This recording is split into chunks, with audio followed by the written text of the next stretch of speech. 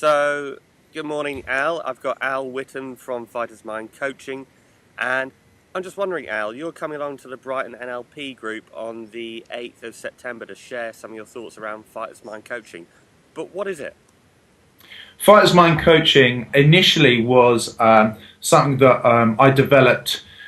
I've been involved in martial arts for a long time. I've done lots of karate. I did lots of Thai boxing. Now I'm doing Brazilian Jiu-Jitsu. So I've been around sort of combat arts for practically all my my adult life. It kind of evolved when I got into NLP and hypnosis, and I realised that actually using the mind is a massive part of what a fighter does.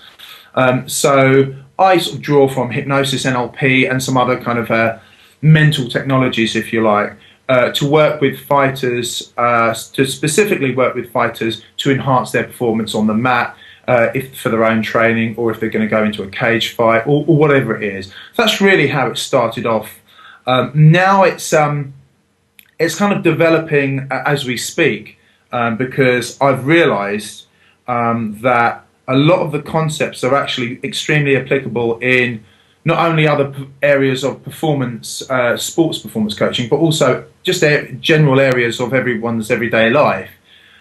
So that is something that is kind of unraveling and sort of developing almost as we speak. So that's something that's quite exciting for me at the moment. So who should come along to this evening? Human beings, really. Human beings, anyone who has an interest in sports performance as well. And of course, if there anyone that's interested in fighting, then and want to know how to get a few techniques, I'm going to do a few takeaways. I've kind of developed a couple of processes that, to the best of my knowledge, are unique to me. They're kind of drawn from sort of NLP hypnosis type things, but they're my own take on it, based on sort of the decades of experience I've got from sort of martial arts training. I'm also going to be talking in brief about the more general concepts. So I think it's going to be interesting for everyone. And what I would say is, and I know this is something that I've noticed on your Facebook, is even if you're not interested in fighting at all, if you were to look at some of the concepts as metaphors for life, what would happen?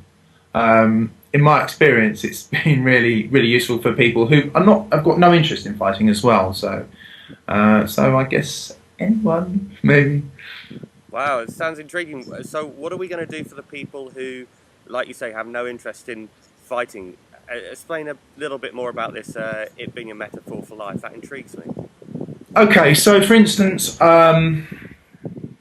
some of the concepts, or what I discovered was, I mean, it's not like it's just my discovery. I mean, some of these things have been out there a long time, but for instance, some of the ideas that you have when you're preparing for a fight is are actually applicable in I guess a regular person's life. So for instance, this idea of focusing on a goal, but not being so focused on the goal that you just become obsessed by the goal.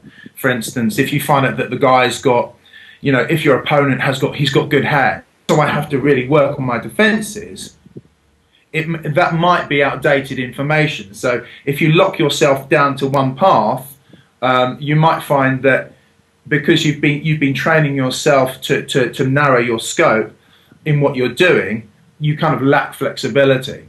I'm all about flexibility, both mental flexibility and physical flexibility as well. So I guess it's the concepts that are exactly used with fighters.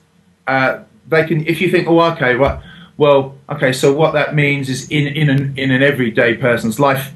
Okay, so don't get locked into a goal. Have a bit of flexibility so that if events do come up, they might be great opportunities. And so it's like having that kind of detachment, so that the person can actually see, take a meta position, to use the NLP term, take a bit of a detached view to be able to say, okay, right, well, this isn't the initial goal that I wanted. However, this opportunity has come about, and so you can make an informed decision as to which one to follow.